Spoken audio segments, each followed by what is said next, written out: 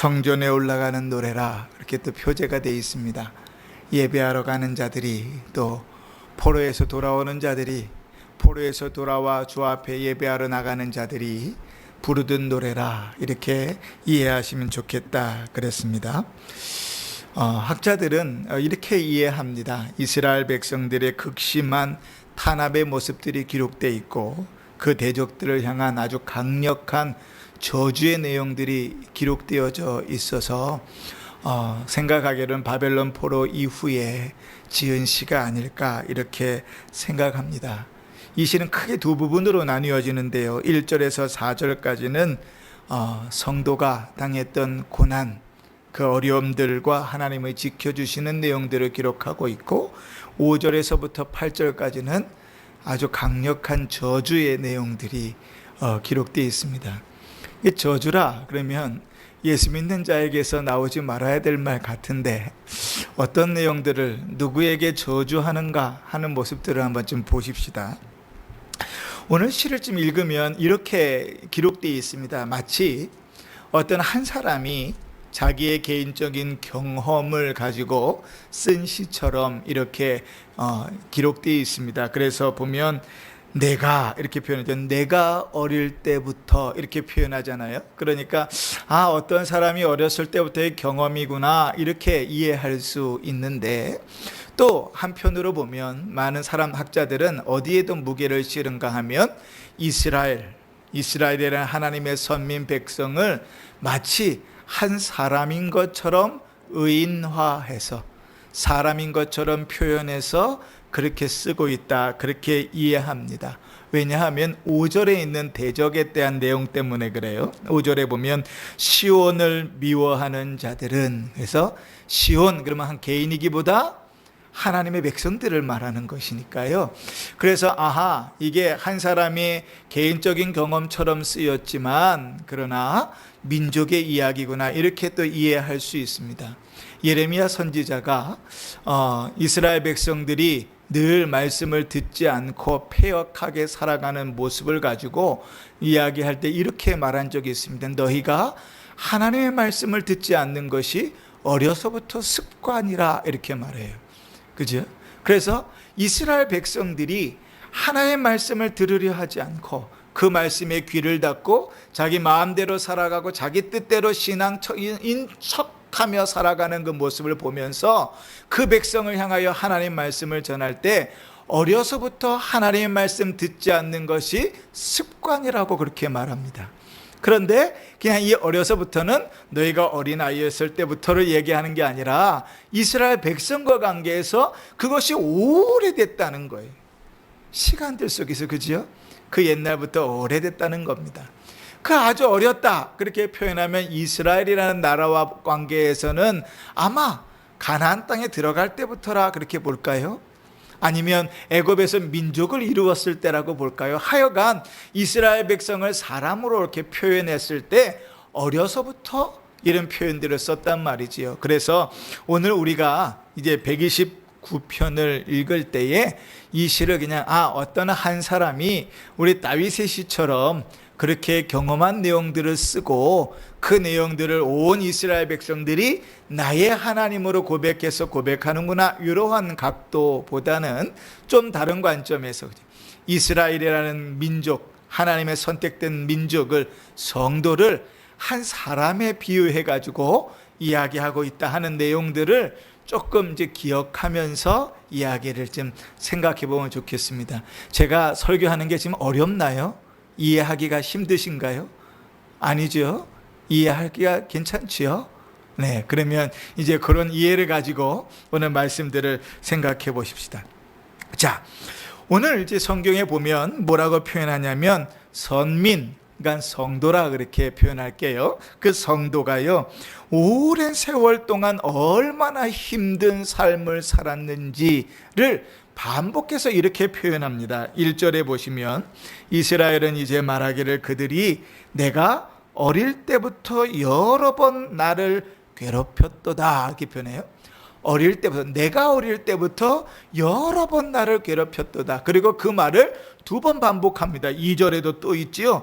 그들이 내가 어릴 때부터 여러 번 나를 괴롭혔으나. 그리고 3절에는 그것을 비유를 들어가지고 또 한 번 강조합니다. 그러니까 같은 내용을 3번 강조하고 있는 거예요. 그러면 이 내용을 우리가 조금 이제 나누어 보면 이런 것입니다. 첫 번째 뭐냐면 그들이 당하고 있는 고난과 괴로움, 그 대적이 우리를 괴롭게 하는 일이 한두의 일이 아니라는 거예요. 오랜 세월 동안 그 일이 지속되어져 왔다는 겁니다. 또 한 가지는 뭐냐 하면 여기 보면 여러 번 나를 괴롭혔다 할 때 이 여러 번이라는 히브리어 말은요, 횟수이기도 하지만 강도이기도 합니다. 그러니까 다른 말로 표현하면 오랜 시간 동안 괴롭히는 일들이 점점점 심해졌다는 거예요. 똑같은 강도로요, 오랜 세월을 그렇게 흘러가면 사람은 적응하는 동물이잖아요. 그러니까 그냥 그런 줄 알고 삽니다. 희한하죠. 매를 맞는 사람이 있잖아요. 매일같이 매를 맞는 사람은 그 사람이 자기가 매를 맞는 것이 처음에는 힘들고 괴롭고 어렵다가 그 자존감이 딱 꺾여버리면 그 다음부터는 당연히 매를 맞는 사람으로 인식해버려요. 오랜 시간이 지나면서 그렇게 적응해버리는 거예요. 그런데 이스라엘 백성들에게의 고난은 오랜 시간 동안 계속되는데 점점점 그 강도가 강해지는 거예요. 그러니까 얼마나 힘들겠어요. 그죠? 우리 어른들 표현에 그런 말이 있어요. 긴 병에 장사 없다 그러잖아요. 아픈 일이 한두 해지요 몇 년을 계속 진행되면 참 힘들단 말이죠. 그런 뜻이잖아요. 그런데 이스라엘 백성들이, 선민이, 성도가 당하고 있는 고난이 어떠한 고난인지 모르겠어요. 그 대적이 누구인지는 모르겠어요. 어떻게 점점 심해졌는지도 모르겠어요. 중요한 것은 그 일이 점점 심해져서 3번을 지금 반복해서 이야기하고 있다는 거예요. 그 3번째를 한번 보십시다. 그것을 비유로 이렇게 표현했어요. 조금 실감나게 표현하기를 3절에 밭가는 자들이 내 등을 갈아 그 고랑을 길게 지었도다. 여러분, 오늘 우리가 읽은 129편에서요 같은 대상을 이야기하는 여러 단어들이 있습니다. 그 단어들이 이런 거예요. 늘 우리의 대적, 하나님의 백성들, 선민들, 성도를 괴롭게 하는 그 대적을 표현하기를 제일 많이 쓰는 단어가 그들은, 이런 말이에요. 그들이라는 말이에요. 그들, 그죠? 1절에도 2절에도 6절에도 그들이라는 표현이 쓰였죠. 대적입니다. 그런데 또 하나, 그 대적을 말하는 표현이 3절에 밭가는 자들, 이것도 이제 대적을 말하는 거예요. 밭가는 자들. 그리고 5절에 보시면 시온을 미워하는 자들, 그지? 그들은 문맥적으로 대적인지 알겠어요, 그죠? 시온을 미워하는 자들은 그냥 말만 들어도 대적인 줄 알겠어요. 그런데 3절은 밭가는 자들은 대적인가? 이게 참 이해하기가 쉽지 않잖아요. 3번 반복하고 있다 그랬죠. 이게 밭가는 자들은 괴롭게 하는 악인들입니다. 근데 그 밭 가는 자들이 밭을 갈지 않고 뭘 갈았다고 그래요? 나의 등, 이스라엘 백성의 등을 갈았다, 그렇게 표현합니다. 등이 어디 붙어 있어요? 그렇죠? 뒤에 있어요. 밭을 안 갈고 등을 갈았다는 거예요. 그리고 그 등에다가 뭘 만들었어요? 긴 고랑을 만들었다. 밭을 갈아보신 분들은 알지요, 그죠? 그런데 그것을 등에다 만들었다 하는 표현은 뭘까요? 그만큼 괴롭게 했다는 말이에요. 그렇죠? 우리 이제 표현하는 것처럼 등을 이렇게 갈았다는 말이 아니라 등에 그렇게 고랑이 생길 정도로 등에다 밭을 갈았다는 말은 아마 이렇게 이해를 많이 하더라고요. 그 등을 얼마나 채찍질하고 때렸던지, 그죠? 채찍으로 만든 자국들이 쫙쫙 나잖아요. 그 길이가 어떻게? 고랑이 길었도다. 그렇게 비유적으로 표현하고 있는 거예요. 그러니까 얼마나 괴로움이 심했던가를 표현해 주죠. 예수님께서 십자가를 지고 올라가실 때 그냥 십자가만 지고 올라갔던 것이 아닙니다. 사람들의 조롱과 멸시도 받았고요. 요즘으로 따지면 많은 사람들은 계란도 던지고 막 그랬을 텐데 그때는요 로마 병사가 채찍질을 했잖아요. 근데 병사가 꺾은 채찍 끝에는요 철로 된 그런 내용, 그 아프게 하기 위해서, 상처를 주기 위해서 철로 된 뾰족뾰족한 것들이 달려 있었거든요. 그러니까 채찍을 한번 맞으면 그냥 채찍 자국만 착 나는 게 아니라 살이 찢겨가는 거예요. 그런데 지금 뭘 표현하고 있냐? 그로부터도 약 1000여년이 전인데 뭐라고 표현하고 있냐면, 밭가는 자들이 내 등을 그렇게 갈았다고 표현하는, 얼마나 괴롭고 얼마나 힘들고 얼마나 그 일들이 오래되었을까, 그지? 그냥 뭐 생각만 해도 갑자기 얼굴 속에 얼굴이 막 이렇게 좀 이그러질 정도로 좀 답답하지 않습니까? 그렇게 오랜 세월, 그렇게 괴로운 일들이 점점 극심해지는 삶을 누가 살았다는 거예요? 성도가 살았다는 거예요. 근데 여러분, 놀라운 사실은요, 그 싸움에서 누가 이겼겠습니까? 성도가 이겼을까요? 대적이 이겼을까요? 그치요. 뭐 대적이 이겼으면 말할 것도 없죠. 누가 이겼어요? 성도가 이겼어요. 2절 보십시다. 그들이 내게 어릴 때부터 여러 번 나를 괴롭혔으나 나를 이기지 못하였도다. 나를 이기지 못하였다. 누가 이겼다는 거예요? 성도가 이겼다는 거예요. 근데 왜 이겼는가 중요해요. 어떻게 이겼는가가 중요해요. 4절 보십시다.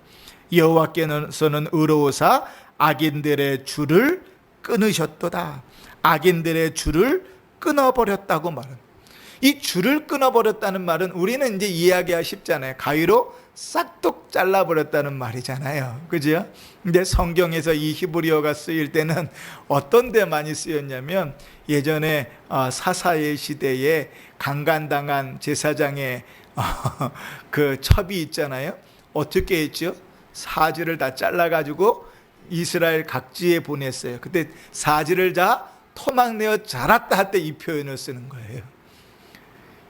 이 이방 왕을 잡았을 때 엄지발가락과 새끼발가락을 잘랐다 할 때 이 표현을 쓰는 거예요. 어우, 좀 잔인하지요? 그런데 하나님께서 어떻게 해요? 악인들의 줄을 끊으셨다 하는 표현은 뭐냐면, 더 이상 어떠한 방법을 쓰더라도 다시 이어질 가능성이 없도록 완전히 끊어버리셨다는 거예요. 그래서 뭐가 주어졌어요? 승리가 주어진 거예요. 누구에게? 성도에게 주어졌다는 것이죠. 자, 이제 그런 성도가 주어진 그 승리를 압니다. 그죠?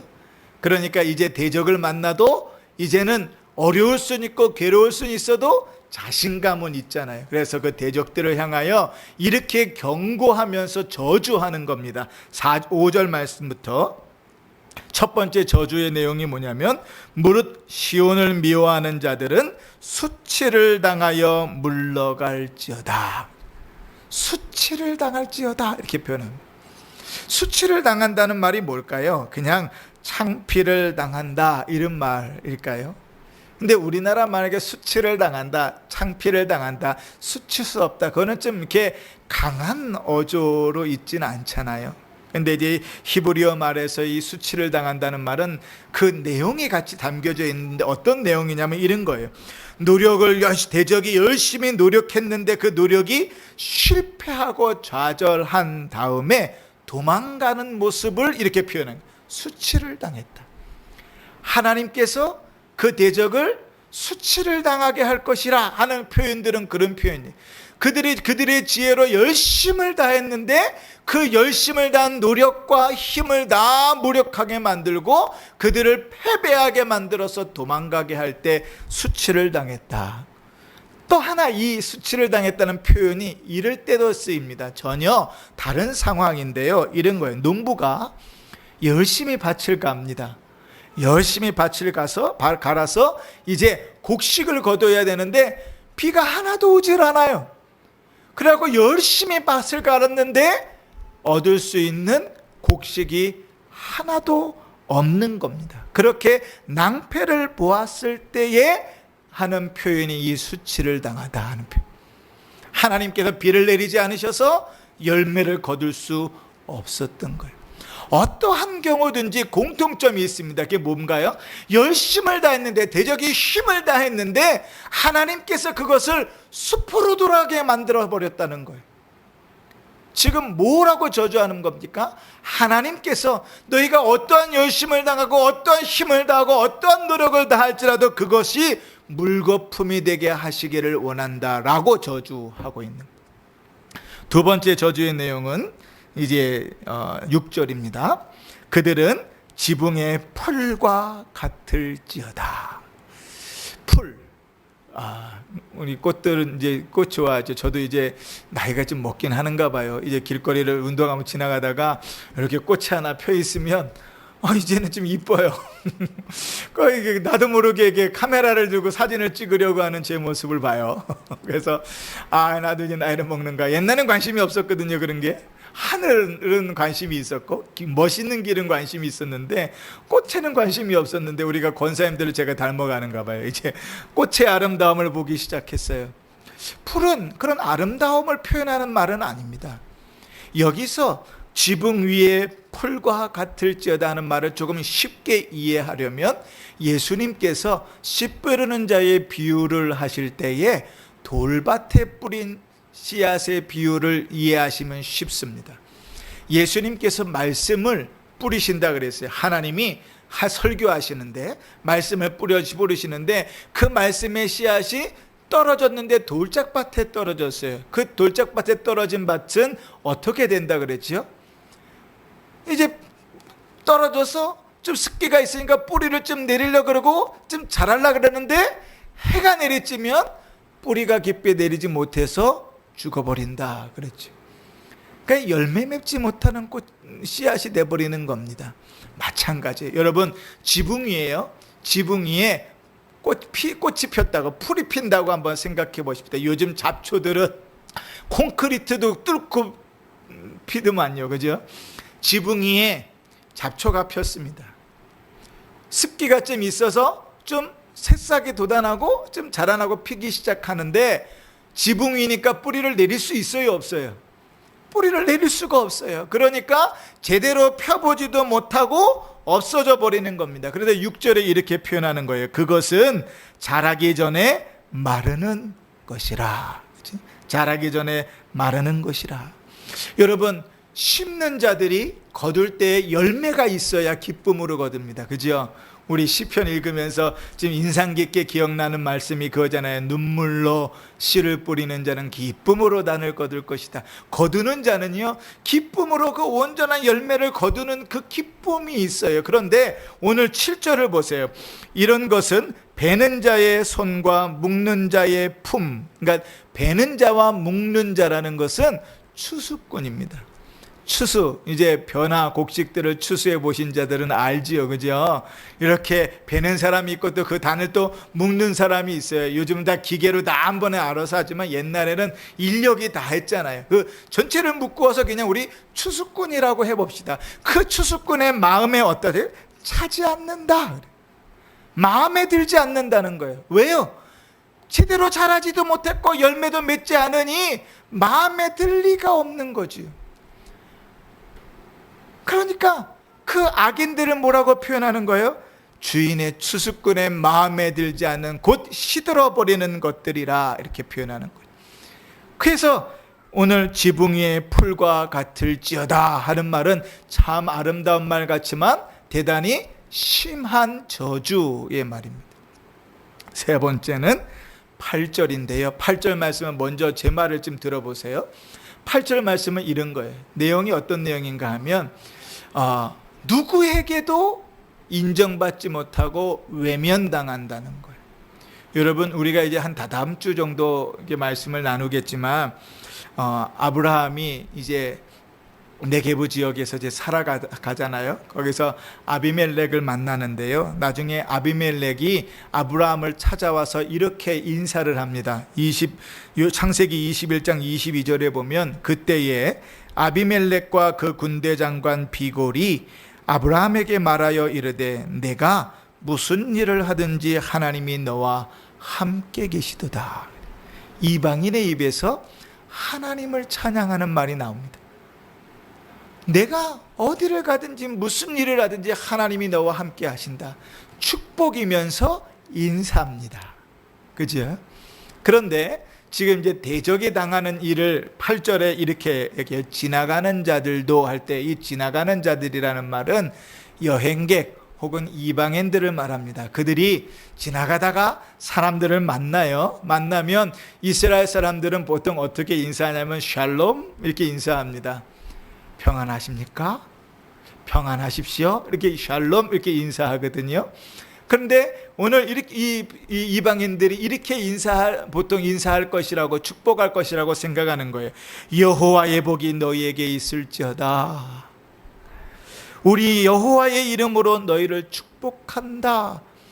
이렇게 사람들이 이방인들도 지나가면서 그렇게 축복하며 서로 인사할 것인데, 이방인들조차도, 하나님을 알지 못하는 자들조차도, 외인들조차도 8절 보세요.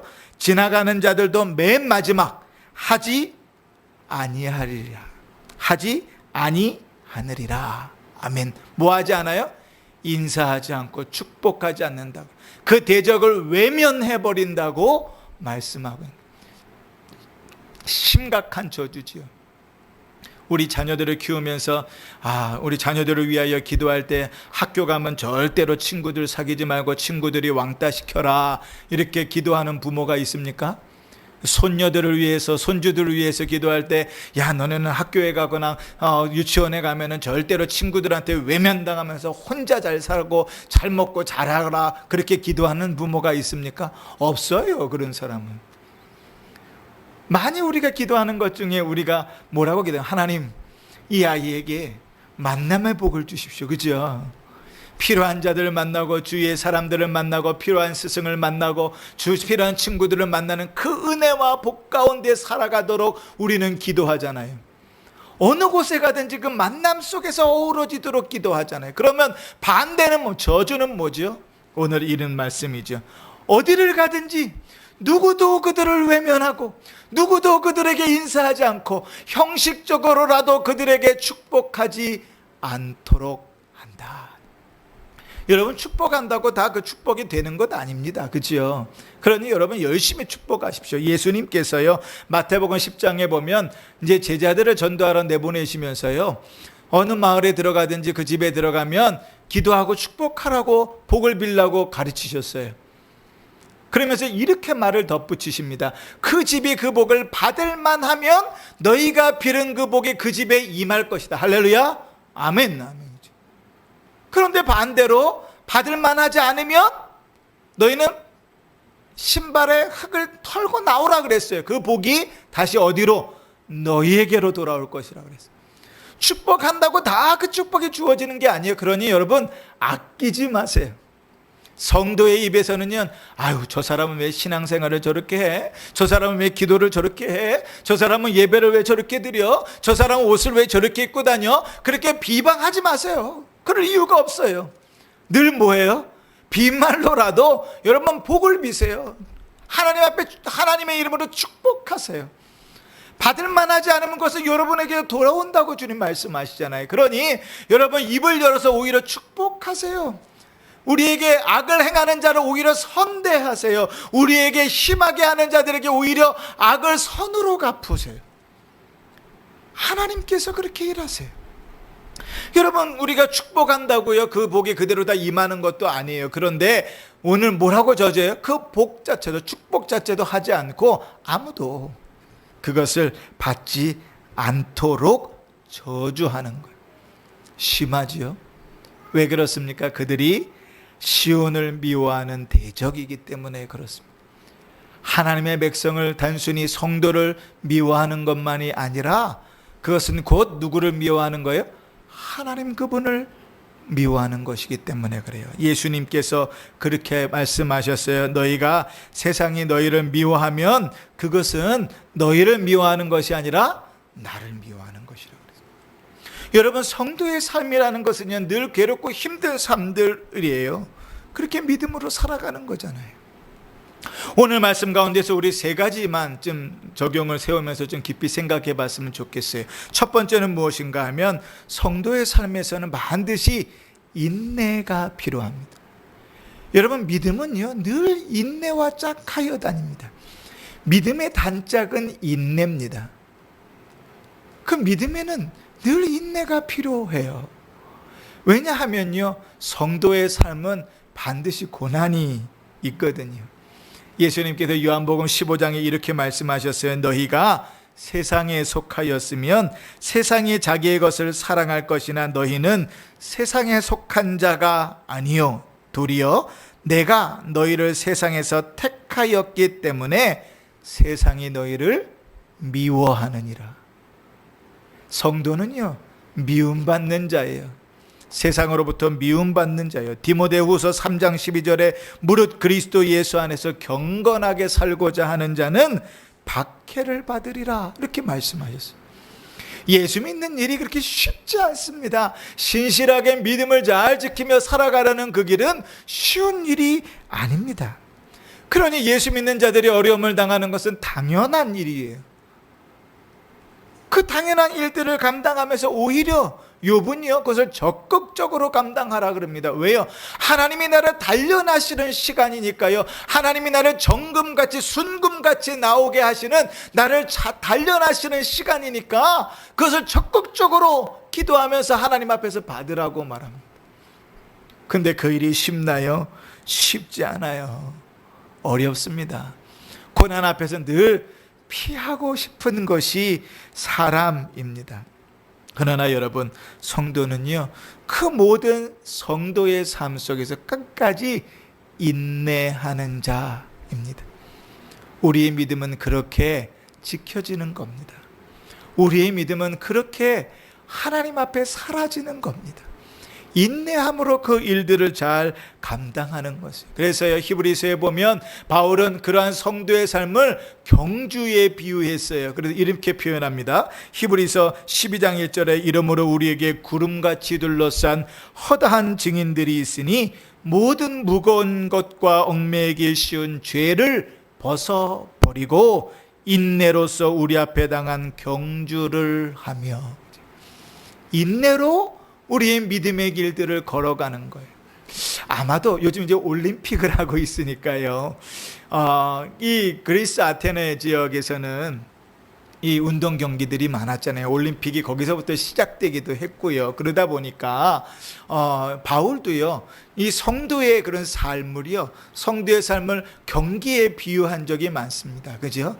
규칙을 지키면서 경기를 한다든지, 1등으로 들어온다든지, 면류관을 받는다든지, 그죠? 열심히 그 일을 끝까지 감당해야 된다든지, 그 모든 일에 인내가 필요한 거예요. 성도의 삶에는 그런 인내가 필요합니다. 그러니 여러분, 힘들고 어려울 때, 믿음으로 살아가는 일들이 지치고 힘들지라도 다시금 하나님을 향하여 고개를 들고 주어진 시기를 잘 감당해 나가십시오. 여러분, 저는 이렇게 생각합니다. 성도가 인생 가운데 당해야 되는 고난들을 인내한다고 참 아름다운 말로 표현하지만, 신랄하게 저는 이렇게 표현해요. 죽지 못해 견딘다, 이렇게 표현하고 싶습니다. 인내라는 말은 되게 고상한 표현이고요. 사실은요, 어쩔 수 없이 끌려가면서라도 버텨내는 것입니다. 그렇게라도 믿음의 삶들을 살아내십시오. 주님께서 우리를 이기게 하실 것입니다. 하나님께서 그 원수를 끊어내실 것입니다. 두 번째, 오늘 말씀 가운데서 우리가 꼭 마음속에 담아두어야 될 교훈은 무엇인가 하면, 하나님께서 반드시 우리를 도우시고 우리를 보호하신다는 믿음 위에 서라는 것이에요. 하나님이요, 인내가 고난이 길어진다고 해서 우리를 외면하지 않으십니다. 하나님께서 그 고난이 점점 심하다고 해서 하나님께서 우리를 외면해 버리지 않으십니다. 하나님은요, 이스라엘 백성의 430년 동안의 종살이 속에서 이렇게 이스라엘 백성을 향하여 말씀하셨어요. 여호와께서 이르시되 내가 애굽에 있는 내 백성의 고통을 분명히 보고 그들의 감독자로 말미암아 부르짖음을 듣고 그 근심을 알았다, 이렇게 모세에게 말씀하셨어요. 내가 보았고 내가 들었고 내가 안다, 그렇게 표현하세요. 그러니 여러분, 외롭지 않습니다. 혼자가 아닙니다. 주를 향하여 고개를 들면, 그 주를 향하여 믿음으로 나아가면 하나님께서 붙들어 주시는 거예요. 이사야 43장 2절에 주님 이렇게 얘기하세요. 내가 물 가운데로 지날 때에 내가 너와 함께 할 것이라. 강을 건널 때에 물이 너를 침몰하지 못할 것이고 내가 불 가운데로 지날 때에도 타지 아니할 것이요 불꽃이 너를 사르지 아니하리니. 여러분, 이 말씀을 제가 읽을 때마다 뭐가 생각나냐면요, 사드락과 메삭과 아벳노고가 생각납니다. 그들이 이 말씀을 기억했을지 모르겠어요. 그런데 그들의 믿음은요, 그 하나님을 너무나 정확히 알고 있었잖아요. 왕이시여, 우리 하나님께서 나를 보호하시고 나를 지키실 것입니다. 이사야 선지자를 향하여 말씀하셨던 내가 불 가운데로 지날지라도 내가 타지 아니할 것이고 불꽃이 너를 사르지 않을 것이라는 주님의 말씀을 너무나 확신 가운데 있었어요. 그들은요, 죽음의 문 앞에 서 있었습니다. 오죽하면 그 풀무불이 얼마나 셌으면 풀무불을 태우는 자가 타 죽을 정도였다니까요. 그런데 하나님 어떻게 하셨지요? 말씀대로, 그지요? 말씀대로 그들과 함께 계셨죠. 그것을 누가 봤습니까? 왕이 봤어요. 분명히 우리가 3명을 집어넣는데 그 속에 왜 4명이 있느냐 그러죠. 하나님께서, 이위이신 성자이신 예수 그리스도께서 그곳에 함께 계셨다고. 그리고 그 주님께서 육신을 입고 이 땅에 오실 때 이렇게 말씀하십니다. 그의 이름을 임마누엘이라 하라. 그는 하나님이 우리와 함께 하십니다. 할렐루야. 아멘. 그러니 여러분, 그 믿음 가운데 놓지 마십시오. 하나님 바라보십시오. 믿음으로 주를 바라보면 주께서 붙드십니다. 주님을 향하여서 눈을 떼면, 주를 향해서 마음을 놓으면 죄악 가운데로 빠져버리는 거예요. 난 도대체 베드로의 머릿속의 구조를 이해할 수가 없어요. 얼마나 풍랑 가운데 힘들고 어려웠는지 살려고 발버둥 치던 그가요, 무리를 걸어오는 예수님을 보면서 귀신이라고 이구동성으로 말했는데, 예수님이라 그러니까요, 그 상황에 주님이시여든 나로 걷게 해 주십시오. 이런 제정신인가? 저 같으면 그렇게 안 했을 거예요. 주님, 옛날에도 하셨잖아요. 풍랑 좀 어떻게 해 주십시오. 그랬을 것 같아요. 그런데 그 머릿속에 도대체 무슨 구조가 들어있는지, 주님 나로 걷게 해 주십시오. 그런데 주님께서 오라 그러시니 주님을 바라보고 걸어갈 때 그가 그 풍랑 위를 걷습니다. 그런데 그 걸음을 주를 바라보고 걷다가 풍랑을 바라보는 순간 어떻게 되죠? 그 눈을 하나님으로부터 돌려서 풍랑을 바라보는 순간 그가 빠져버리는 겁니다. 주를 바라보십시오. 주님께서 우리를 도우실 것입니다. 주님이 우리를 보고 계시고, 주님이 우리를 듣고 계시고, 주님이 우리의 마음을 아시고, 주님이 우리와 함께 계시니 주를 바라보십시오. 주께서 우리를 도우실 것이고, 주께서 우리를 이기게 하실 것이고, 악으로부터 주께서 우리를 끊어내실 것입니다. 할렐루야. 아멘. 3번째, 악인의 흥왕을 부러워하지 말라는 것입니다. 여러분, 악인은요, 오늘 성경의 비유에서처럼 추수꾼이 지붕의 풀을 마음에 들어하지 않는 것처럼, 그죠? 악인이 아무리 흥왕할지라도 그것은 하나님의 마음에 들지 않습니다. 여러분, 중요한 것은 무엇인가 하면 하나님의 마음에 드느냐 안 드느냐입니다. 하나님께서 기뻐하시느냐 미워하시느냐, 거기에 있습니다. 아무리 흥왕할지라도, 아무리 지붕의 풀이 이쁘고 멋있을지라도 주님의 마음에 들지 않는다고요. 그런데 우리 마음은요, 거기에 꽂힌단 말이지요. 아름다워 보이고 좋아 보이는 것에 우리의 마음을 빼앗겨 버린단 말이에요. 주님이 미워하시는 것일지라도 우리의 마음은 거기에 너무나 쉽게 가는 거예요. 곧 마르고 끊어질 것인데도 불구하고 쉽게 거기에 마음이 갑니다. 그죠? 그래서 하나님은 성도들에게 악인의 형통함을 부러워하지 말라고 가르쳤고, 그 악인과 함께 하지도 말라 그랬어요. 우리가 너무나 잘 아는 시편 1편이잖아요. 그래요? 복 있는 사람은 죄인의 길에 서지 아니하고 오만한 자의 자리에 앉지 아니하며 하나가 더 빠졌네요. 뭐지요? 그렇죠. 악인의 길을 쫓지 아니하고 함께 서 있지 않는 거예요. 한 자리에 앉아 있지도 말라 그랬어요. 주님은 악인의 형통함을 부러워하지 말라 그랬어요. 그러면서 잠언 24장 1절에 이렇게 말합니다. 너는 악인의 형통함을 부러워하지 말며 그와 함께 있으려고도 하지 말라. 잠언 24장 19절 20절에는 이렇게도 말해요. 너는 행악자들로 말미암아 분을 품지 말며 악인의 형통함을 부러워하지 말라. 그들이 잘 되는 것을 부러워하지도 말고 그들이 잘 되는 것을 배 아파하지도 말아라. 우리는 어떨 때 배 아파해요? 내가 갖지 못했을 때, 그죠?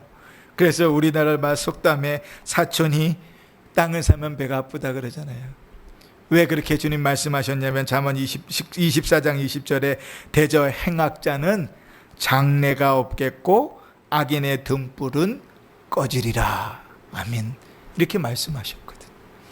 사랑하는 성도 여러분, 우리의 눈을 육체의 눈에서 영적인 눈으로 좀 바꾸어 볼 수 있으면 좋겠습니다. 그래서 아무리 아름답고 아무리 귀하고 아무리 부러운 일이라 할지라도 하나님의 마음에 들지 않는다면 거기에 마음을 두지 않는 것, 이게 성도의 복된 삶입니다. 근데 때로는요, 아무리 대단히 초라하고 사람들이 눈길도 주지 않음에도 불구하고 하나님이 기뻐하시는 일이라면 거기에 마음을 두십시오. 거기에 힘을 쓰십시오. 거기에 노력을 쓰십시오. 거기에 물질을 쓰십시오. 그곳에 하나님의 복이 있습니다. 거기에 하나님의 은혜가 있습니다. 사랑하는 성도 여러분, 오늘 말씀 가운데서 주께서 우리에게 하신 그 음성들을 들으실 수 있기를 바라고, 오직 우리가 하나님께서 이 저녁에 성령께서 우리에게 말씀하신 그 음성들을 따라서 이 저녁에 기도할 때에 오직 주의 거룩한 말씀이 우리 안에서 역사하여 우리의 삶을 뒤집어 놓고 우리의 걸어가는 방향을 바꾸고 우리가 살아가는 삶의 방식을 바꾸는 은혜가 있기를 바랍니다.